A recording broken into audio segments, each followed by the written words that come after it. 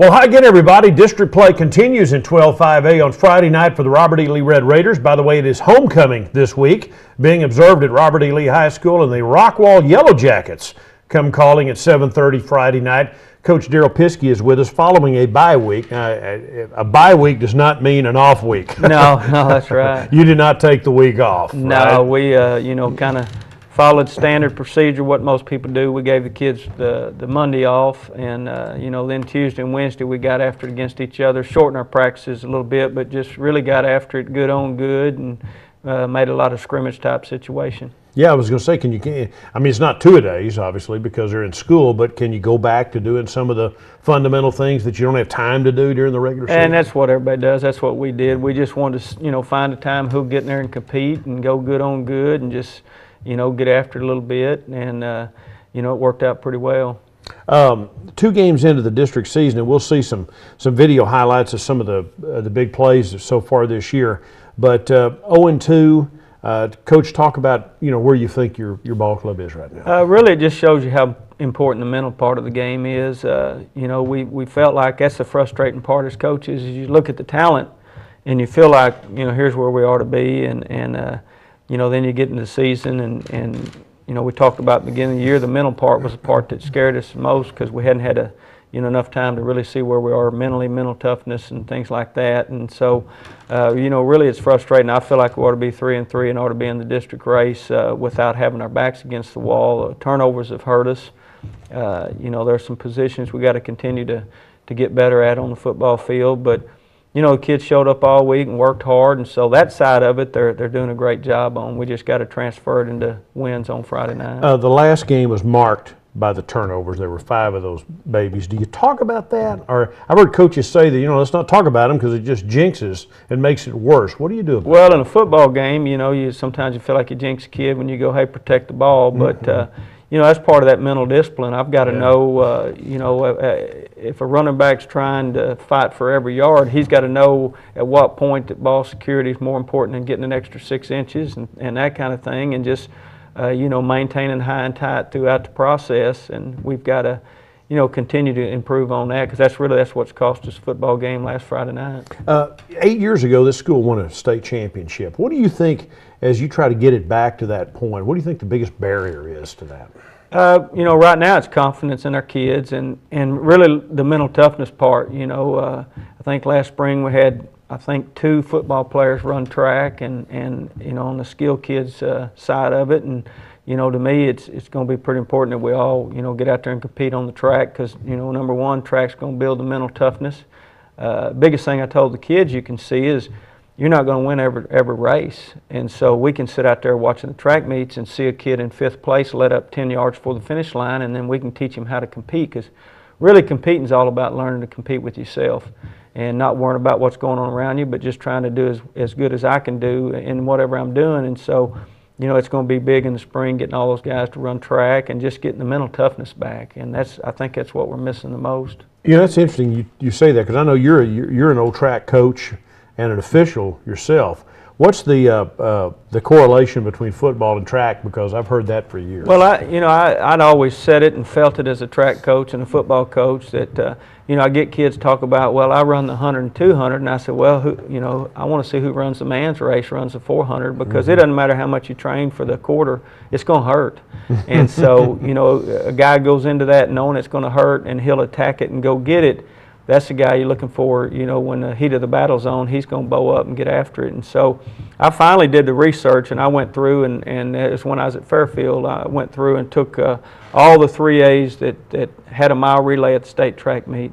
And then I looked at the football season that fall and to see how they did, and it was unbelievable. I've got that information somewhere, but I read it to the kids. It was unbelievable. You had state champ, got beat in the state finals, got out of the guys that had the relays there at the state track meet, because it's just a toughness issue. Right, that's interesting, but on the other hand, a lot of the kids go off and they play baseball, I mean, what's your philosophy then about spring and sports? If they want to go play baseball, or maybe they want to play basketball, how do you feel about all that? Oh, kids can do multiple things. I encourage it. I think it's great that, and that's what's going to help us in the overall program. Because if we get it, here at Robert E. Lee, where we're winning in everything, winning just leads to more winning. I mean, kids they feed off other programs and other sports, and they just get the attitude. I don't remember who I was talking to this weekend, but they're not near as good as they have been. But he says we just keep winning because our kids expect to win when they get on the football field or the basketball court or wherever it is, and that's where where we want to take us to. How would you feel though if your starting quarterback was the star pitcher on the baseball team? I'd feel good. That means he's got a pretty good arm. Really? But he might miss spring football. Well, there's a lot of them do that, and that's why I know Brenham's had a lot of success at the 4A level, and they don't have spring ball because all their quarterbacks are usually playing baseball and doing that kind of thing, and it's just the kids. It's more work on the kids, to make sure to be a multi-sport guy, but it can be done. It can be done at this level. You won't have a whole herd of them playing multiple sports, but you should have some. We don't have as many as I think we should have. But there's some coaches out there, especially at the 5A level, who don't look at it the way you do, right? Yeah, and they may be right and I may be wrong, but I just feel like kids get this experience one time. If they're willing to put in the extra work it's going to take, a kid that's going to play basketball or play baseball, that's fine, but get his weights in the spring, get his track workout in the morning, go to baseball after school, no big deal. Yeah, I just say, I've heard different coaches preach different philosophies on that, and some coaches at the high school level get real protective of their guys. But well, as long as we work together as coaches, that's what I tell all the other sport coaches is I want my guys doing extra things, and I'd like to have yours doing extra things, as long as they don't get to where we start trying to kill each other's kids and talk them into going straight this or straight that. We as coaches can work together. I mean, it's done all over the state, even at this level, and so I know we can get it done. What would you say to parents who have kind of heard that, say at about 16, the kid needs to sort of hone in on that one sport. If he wants to go to college to get that scholarship, you put everything else aside and pick one. Well, I tell them to look around and see how that's worked out. I mean, there's a lot of kids. I had a kid the other day, freshman kid, that he's a track kid, he says. And, we talked about RG3, who was a track kid. Right. And how'd that work out? If he wouldn't have stayed active in football, to see where he was until he became a junior or senior, he might have missed out on a pretty good deal he's got going right now. So, that's the biggest thing on kids is I increase my options if I can play multiple sports, of having a chance of being lucky enough to go to college. Number one, I got to get my grades. And so, a kid that plays multiple things, eventually they'll figure out which one they got the best opportunity in, but your freshman, sophomore year, you don't really know. Your body's going to change a lot in 2 years and stuff of that nature. Have you noticed a change from being at the 3A level to the 5A level and that kind of, because obviously at the 3A level, your kids are going to have to play multiple sports. At Fairfield, I'm sure they did. Do you think it's different at the 5A level? Well, the biggest thing that shocked me was the track part. When we got here last spring, and really if we'd have had a track baton out there at spring football practice, we could have had a pretty good relay. And to me, it's all about the mental toughness part of it. I mean, that's the biggest correlation I see with track and football and track. The college guys, recruiters, I tell the kids all the time when they come in, first thing, of course, they want to see their grades, and the second thing, they want to know do they play any other sports? They ask that every time they come here. And Louisiana Tech guy, asked that just the other day, and I said it's funny because kids think we're just making that up when I say, hey, they want to know, what else do you do? And does that help them if they do other stuff? Yeah, especially on the track end. A football skill kid running track, because it doesn't matter what your competition is or anything. If you run a 10-200, you run a 10-200. It doesn't matter if you're a Class B guy or a 5A guy. And so they can see the real potential in you. Just that clock doesn't lie. And a lot of times they use the competition you've played and stuff like that. In their figuring, but when you got that stopwatch out there, it's pretty simple. And you mentioned the 4x100, or the 400 meter, the individual once around the track.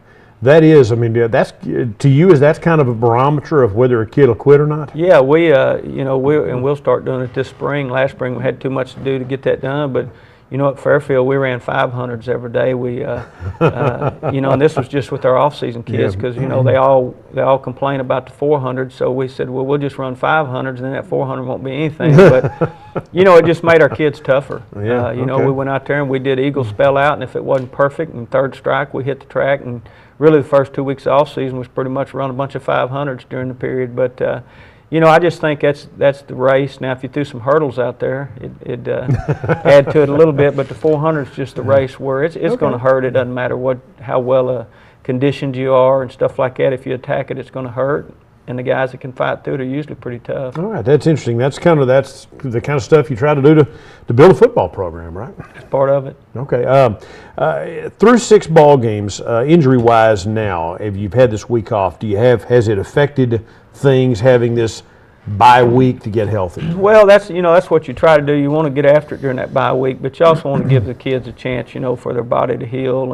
And some of the major injuries, you know, all the broken bones and stuff we've had, it's not going to help that, but just your little nagging injuries, you know, it helps that to get those guys a little time to rest their bodies and refresh their bodies and get ready to go again as we finish these last 4 football games. Who's back now? That maybe somebody that hadn't been available early in the season that's back now for No, you know, of course we thought was getting his L back, and then his foot, that foot acted up on him again. The quad's fine, but he ended up having surgery the other day on his foot, so we're not going to get Britton back, which you know is pretty disappointing because he's a pretty good-looking football player, and been waiting since last spring. Yeah, that's right, senior, and you know, been waiting all year to see him get in there at linebacker and hit somebody, and then I thought we was fixing to get him back. So you don't think you'll get him at all? No, he had to have foot. I talked to him on Thursday or Friday, but he had foot surgery last week to refuse those bones, and you know, main thing's make sure he's healthy enough to live the rest of his life. Yeah, absolutely. All right, we'll talk more about the season right now. Let's look at some of the video highlights of the first 6 games of the year.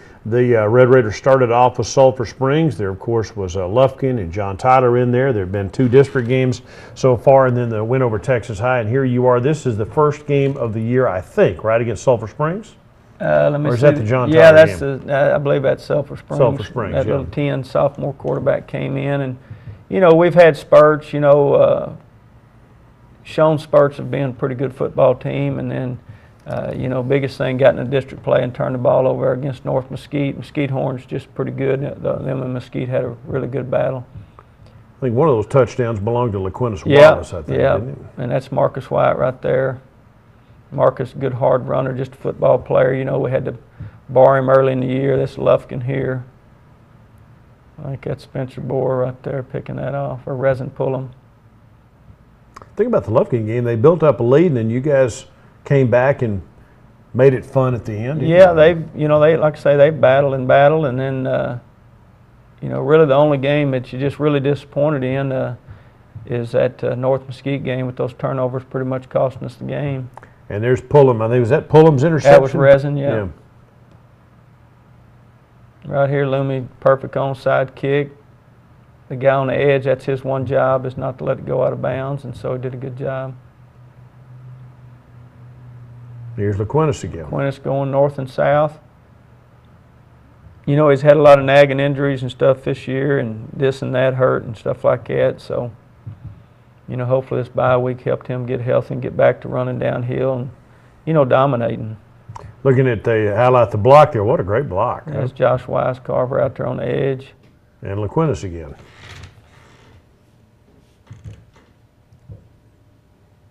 Still in the Lufkin game. Yeah, but that's Riley to Bryce Wilkerson.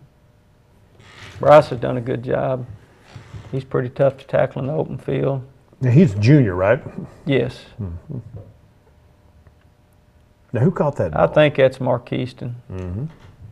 Here's now the JT we're in game. John Tyler, and that's Deontay Walker on Ward. You guys got after Greg in that game. Yeah, defense played well in that game, and then offense, you know, didn't show up. That's just the thing, getting the consistency. That's C.J. Thompson making tackle in the open field there. I think that's Antron or Tristan. Spencer Bohr coming off the edge. That might have been the hit of the year right there. Yeah, when he twisted him down, it hurt Ward's ankle, but evidently he's healthy. I think they scored 63 points this week, so Yeah, that's good for him. Yeah, that was a great game John Tyler played. All right, watch the looking at a block out in front. Aquinas blocking off the edge. He's done a good job blocking. You know, biggest thing is ball security. That was a good block. Still in the John Tyler game. Yeah. That's another screen pass to Aquinas. You know, Line's done a good job getting out there on those screens and selling it. He runs that play well too, doesn't he? Yeah. This would be the That's Texas High game. That's the seam route right there to Bryce Wilkerson from Riley. That was our first play of the game. Yeah. Got the circle on CJ, so I guess we better watch CJ.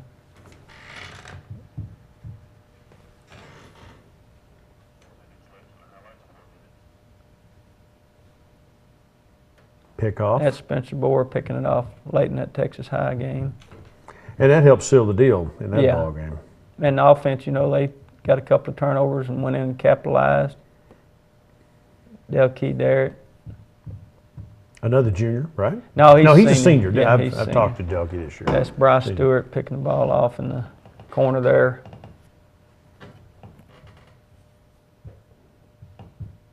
That was late in the game there against Texas High.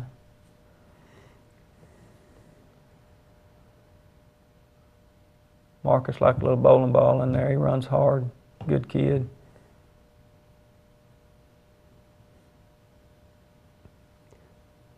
Great fake. Great move back to the opposite way. Was that to who? That's who scored? Aquinas. He's got good vision. This is the Horn game, I believe. Is it not? No. The North Mesquite? I believe it's North Mesquite. North Mesquite.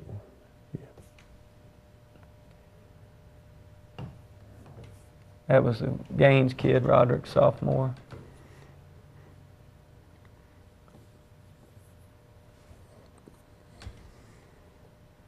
It's LaTerrence off the edge here, showing the line blocking. I think it's Ian Chase or Hager blocking downfield and doing a good job. LaTerrence has come on, had a nice season. Yeah, I tell you what, he shows up every day and gets out. He's really turned into one of our leaders. He's, you know, getting after in practice and working hard and doing that things you got to do. Zach Page with a nice downfield block. Yeah, he's, you know, those guys are pretty big. They're getting those linebackers way.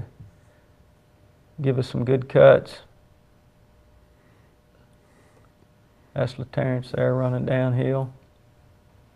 You know, if we don't turn the ball over and we throw and catch, we got a chance to be productive. Backs do a good job cutting off the edge. That's Cedric Brown. Still the North Mesquite game. Yeah.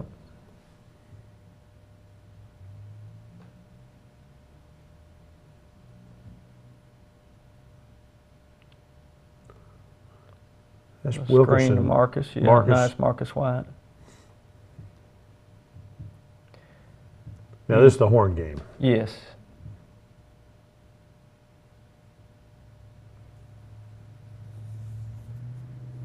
Receiver did a good job staying on out there. Couldn't tell who it was. That's a LaQuintus run, isn't it? Yes, early in the game.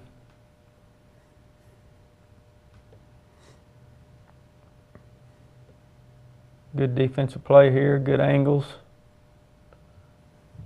I mean, if everybody realizes and understands where they fit, and then they just all come to balance and tackle, they play pretty well.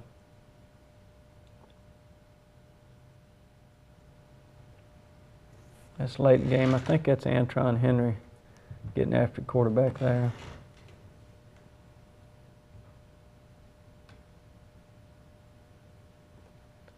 LaQuintus again. Kid's pretty strong. Yeah, he is. He is. Needs some dominating performances here coming down the stretch. Little halfback pass to Markeiston from LaQuintus.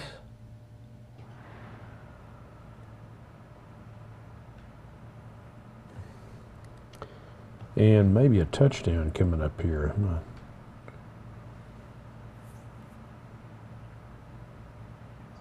Yeah, it's Marcus White. straight up the pipe, did a good job. You got some running back depth. I mean, this Laterrence Simmons kid's an interesting story. He was, I remember him as a sophomore. Then he was gone last year, lived in the Houston area, I think, and then came back this year. Did you have any idea when he came back how good he was? No, they had talked about him. The coaches had, before I'd gotten letters, college letters, and I kept going, well, who's Laterrence Simmons? Who do I give this to? And then they told me, he doesn't go to school here anymore, and came back. And he's a good kid, like I say, he's worked hard. And done that. And of course, Marcus gets in there and gets after it, and just gives you all he has, and running the football. And then, the O-line. We've been working hard this week on just getting better at. Combo blocks and things like that, taking the right step, doing all that stuff, because we've got to be able to run the football to have any success. And then, if we're not running the football with any success, play action doesn't really fool anybody. Yeah. And so, we're just going to try to continue to do that and get a little more open with our quick game and throwing the ball off the edge and things. Young man who's quarterbacking for you right now, Raleigh Poster, he's had his moments this year. What do you see? He's a junior. Just talk a little bit about where he's come. It's been a good experience for Raleigh. He's come a long way since last spring. I mean, really, he's come night and day from where he was in the spring, and just got to continue to read the coverages and not throw the picks and that kind of thing. If we get to where we can do that, he can manage the offense. For what we do, he's got to continue to improve his strength and his speed. We were talking about this morning. If you get a quarterback that's got some run threat ability to them, even if they're not, speed demons and stuff, it puts the defense in a bind, and that's where we got to get to there on that standpoint is, continue to improve his reads and his throwing, but be able to be just enough run threat to keep them honest. The young man behind him, Christian Diosado, I believe, has worked pretty hard. Talk about, we haven't seen him in a game yet. What are the chances that we might get to see him? Yeah, really, I was hoping we would in the North Mesquite game, but those two battle, and Riley, in practices had won the job and hadn't done enough in the game, to warrant not having the job. When you compare them, that's the deal is we see them in practice every day and that kind of thing. Hoping it works out. Christian's got good potential in the spring. Really, in the spring he was looking pretty good and throws the ball well and be the same thing on Christian's end. Is just he won't be a run threat. We'd make jokes in the spring when we ran our Cheetos play that you'll never run that play. And but he'll continue working hard. He's had a good attitude and got a lot of reps here lately. We went every other snap last week just when we were going good on good, just to let those two get in there and mix it up. They're both juniors and never know what tomorrow brings. Yeah, they have to compete and also try to be friends at the same time, work together, right? Yeah, that's right. Overall, what's the biggest area of improvement you think from week 1 through week 6? What's been your most pleasant surprise? Well, really overall, just the defensive effort. Of knowing where they fit, being able to tackle better in the open field. We're going to have to this next week because Rockwall's got that sophomore kid. It's just unbelievable. The Chris Warren kid, I think, had 256 yards on 35 carries last Friday. Big, strong kid. And, Dad played for the Seahawks, and I think he runs just like him. But, that'll be the biggest thing is our tackling's improved. And really the biggest thing is just the attitude and the effort of the kids, and stuff overall. They want to win. They want to do what it takes to win, and they show up every day just trying to get after it and fix everything that's broke. And that's takes time to do that, doesn't it? It does. All right, let's talk a little bit about Rockwall. They hadn't had much success until this past Friday night, and they beat North Mesquite 49-29. Yeah, that was their this Warren kid. Really, their little number one has been their guy. We'd seen some stuff on them earlier and things like that, and. Number 1 had been their guy. 22 was their receiver that they threw it to, and this 25, we didn't know who he was. And then we went and personally watched the game the other night and watched him just dominate the game. I think he had 35 carries, 256 yards, and 4 touchdowns. And then when we were leaving the stadium on the radio, they were talking about he finally was healthy, which is going to be tough. He runs hard. I mean, he runs tall, but boy, he's strong. I remember his dad. Yeah, and he's a big kid then, right? Yeah, he's a good-looking kid. Who else played well? What did they do right? Really, besides run the ball. Defensively, they got 2 really good inside linebackers. Their front 4 guys. They They use their hands well, great technique. They've got a freshman, number 11, that doesn't look like a freshman. A freshman? Yeah, we couldn't believe it either. We looked at the program. Hopefully it's a misprint, but you know, we looked at him on the edge and looked at those inside linebackers. The front four, they just use their hands well. They're well coached, play great technique, and then those two linebackers, inside backers, just cleaned it up. Secondary-wise, they played pretty good. They got some kids back there that can run. Offensively, really, you just got to stop 25 running the football. They run it a bunch. Quarterback is a decent runner. He ran it a few times against North Mesquite the other night, but they'll get in Wildcat with 22 and 25 back there, and they're both good athletes. And Scott Smith, their head coach, has a lot of experience too, doesn't he? Yeah, Scott. You know, Scott's been coaching a long time, had a lot of success, was at Baylor back in the day, and good football coach. I think North Mesquite was their third win the other night, but it was an important win. It keeps them in the district race. So they're going to come in here, you know, knowing that if whoever wins this game is still in the district race, and you know, we got to have at least 3 out of 4 to get in. We feel like, and see where the chips fall, relying on other people. But they're, you know, if they get this, they've won 2 in the district race. So they, you know, they're just looking for that one more ticket. Coach, you got four games left, and they're all pretty tough. Rockwall, you got Heath, Mesquite, undefeated, and then of course Longview. That's a tough road ahead, isn't it? Yeah, it is. It is. That's why that turnover fiasco against North Mesquite was so important. And hurt us so bad is because it puts our backs against the wall. But you know, we just got to learn how to come out and battle with our backs against the wall, and you know, just be relentless to get it done. What else is going on right now? The recruiters starting to come around a little bit sometimes now? On their off weeks. Yeah. You know, we've had 1 or 2, I think maybe 3 stop by during the football season. They're pretty busy this time of year themselves, so they'll zip in every now and then or call and do that thing. But no, it won't get going heavy until, you know, season's over. And once it does, I mean, you spend a lot of time trying to help your guys kind of get moved, don't you? Yeah. You know, we try to stay on. Coach Anderson does a lot of good stuff for us on that NCAA recruiting. He'll take care of all that and you know, get all the guys the information. Huddle helps. Having Huddle, you know, we can shoot them the highlights on Huddle, and they can get on there and look at, you know, game film and stuff like that. Where the old days, you had to get them a DVD and get it sent to them and all that stuff and hope they got it and all that. But you know, the Huddle helps out a lot, and Coach Anderson does a good job with that. Let's spend the last minute or so that we have talk again about Rank 1 and how people can, and how much it helps with scheduling, especially for the 9th grade in JV. Cause yeah, all those guys, things change so much, you know, with the JV and the freshmen. You know, somebody may not have a JV, a second JV team. We've got to scramble and find a game, but on our athletic website, if you go to the Rank 1, go to our athletics and click on football, it'll send you to the Rank 1. TylerISD.org, click on athletics, right? That's right. Mm-hmm. Or you can go to Robert E. Lee's website and just click on athletics, and then you'll see the Rank 1 link on there. If you get on there and sign up on there, it'll email you anytime there's a change in scheduling with scores, whatever.